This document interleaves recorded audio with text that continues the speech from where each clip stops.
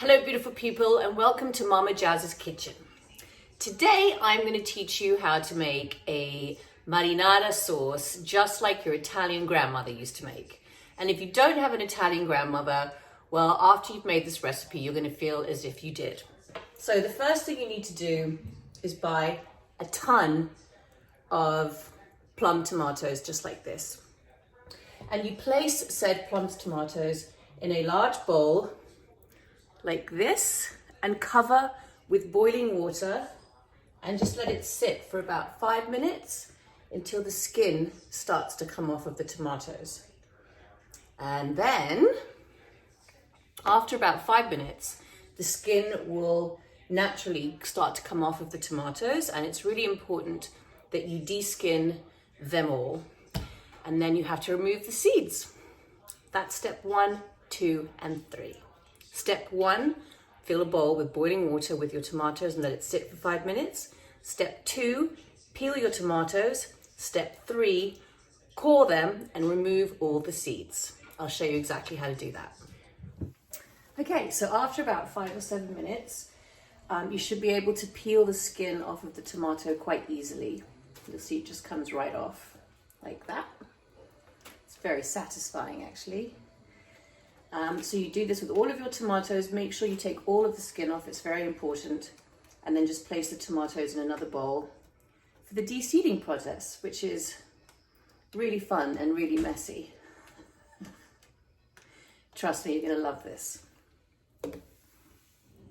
Okay, so once you have peeled your tomatoes, they're gonna look like this. Now is the messy part where you have to de-seed them. So what you need is an apple core. I usually prefer using the apple cores that are like the full cylinder ones, but I don't have one, so I have to use a half moon one, which isn't great, but it's fine. So I'm just going to show you an example for one. You basically just stick it in the middle, give it a bit of a twirl, right?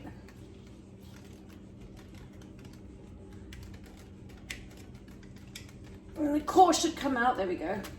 And then just open it up. And then just rinse out all the seeds. You don't want any seeds at all in any of the tomatoes if you can help it. Italian plum tomatoes, by the way, do not have any seeds in them, which I did not know. But I can't find any Italian ones, so we're using good old American plum tomatoes. Okay, make sure you get in there, get all those seeds out, and then pop that into your bowl and continue until you have de-seeded all of your toms. Having fun yet? Okay, so after that laborious work, this is what you should have in your bowl. And this is what your sink is going to look like, unless you have a waste disposal, which I do not. So you're going to spend the next 20 minutes trying to unclog your sink that is full of tomato seeds, which is so much fun. So we're going to take a quick break whilst I do that, and here's a word from our sponsors. Oh, wait, I don't have any sponsors. Okay, well, anyway, I'm going to unclog my sink and then I'm going to come back and I'm going to teach you the next couple of steps. Oh, by the way, before that, just to let you know, you don't have to use plum tomatoes. You can use tomatoes on the vine if you want to, but just really wait until they're like really ripe and squidgy. You don't want to use tomatoes if they're too hard. The softer they are, the better. Says everyone always. Okay, unclogging sink and then coming back to teach you the next steps. I'm back. Okay, so after you've unclogged your sink, you want to get a non-stick, fairly deep skillet, and then you want to use a really good olive oil. Try not to use, like a cheap olive oil if you can avoid it. I use Baglia di Coltumbuono because it just sounds very Italian and it's actually a really, really good olive oil. And you have to bung in a lot. My beautiful sister Scheherazade actually taught me this recipe. And she was taught this recipe by her first loved Dio, what was his last name? Mario. And his mother taught my sister how to make this dish. And she's from Napoli, so she knows what she's talking about.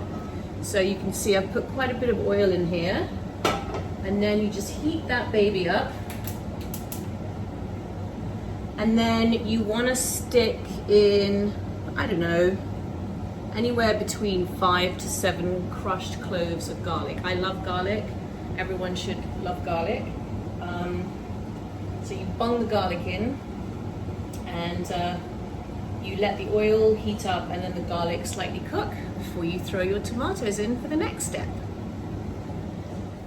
Okay, so I've got my garlic cooking in the oil. You want to give it a stir. You don't want the garlic to burn. You just want it to turn a nice golden brown before you put your tomatoes in. The great thing about this recipe is that you can make a huge batch of it and you can freeze it for months.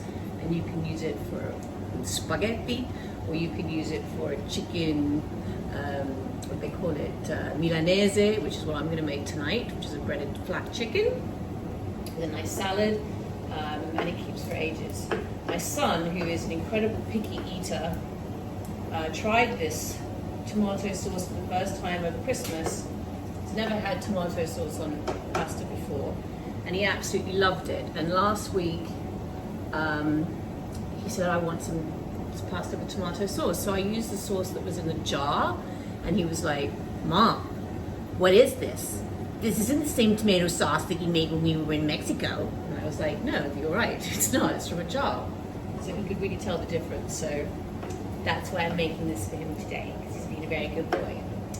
So, keep watch on your garlic, and then when they're golden brown, we can throw the toms in.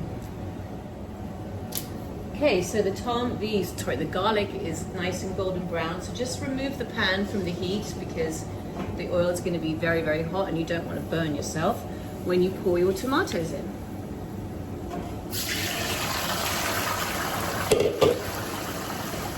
So it's going to look like this. So take a wooden spoon and just mash them up a little bit. Not too much because they're going to naturally do that anyway. Okay, keep it on a high heat for now until the tomatoes break down a little bit, and then just pop the lid on. So after about 5 or 10 minutes, go back to the tomatoes and just keep, stirring them. You need to cook this for about an hour and a half to 2 hours with the lid on, depending on how many tomatoes you have. And then at the end of your cooking is when you take the lid off, just to kind of reduce it a little bit, but I'll show you that when the time comes. It's really, really important that you keep stirring your tomatoes like every 20 minutes, otherwise they will burn. So once it's broken down a little bit, you can lower the heat, but for now keep it on a high heat and pop that lid on. The lid is very, very, very, very importantissimo, okay, in this recipe? I don't know what accent that was, but it was a bit of a mishmash of a few. Okay, let's follow. Okay, so this is about 5-10 minutes later, and as you can see, the tomatoes have already started to break down, which is great. So you just give it a little bit of a lower the heat, as I mentioned, because they will burn. And for about half an hour, just cook it on a low heat. You're then going to turn it down to a simmer for the remainder of the cooking time, which will be about, as I said, about an hour and a half to 2 hours. So put the lid back on. Remember, the lid has to be on all the time. And then I'm going to come back in about 10-15 minutes, give it a good mush again, and then turn it down to a simmer and just let it cook, and then just stir every 20 minutes to make sure that they don't burn. It smells amazing. Oh, I forgot to mention, you can also, this is where you can add a pinch of salt. For those of you who like to have arrabbiata sauce, You can throw in some chili flakes or some red chili, you know, chop up some red chili, whatever you want to do. I don't do that because I prefer this sauce au naturel.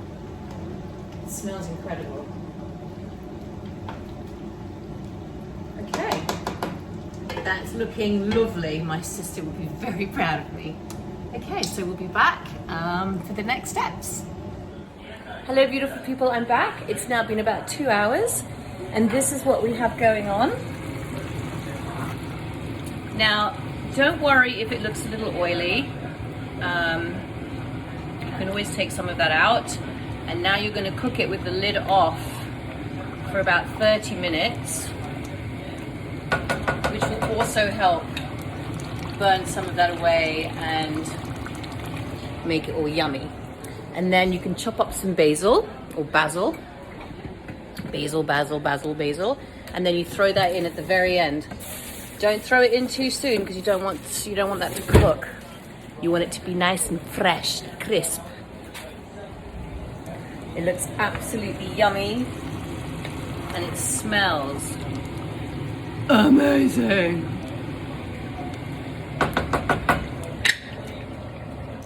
Okay, and we are done. I've thrown in some basil, as you can see. Just get my spoon. 1 second. And here you have a delicious, nutritious, homemade marinara sauce with basil and garlic. And you can make it, just put it on spaghetti, cover your chicken with it, do whatever you want with it, and it keeps forever if you stick it in the freezer. So there you have it. Hope you've enjoyed Mama Jazz's kitchen session.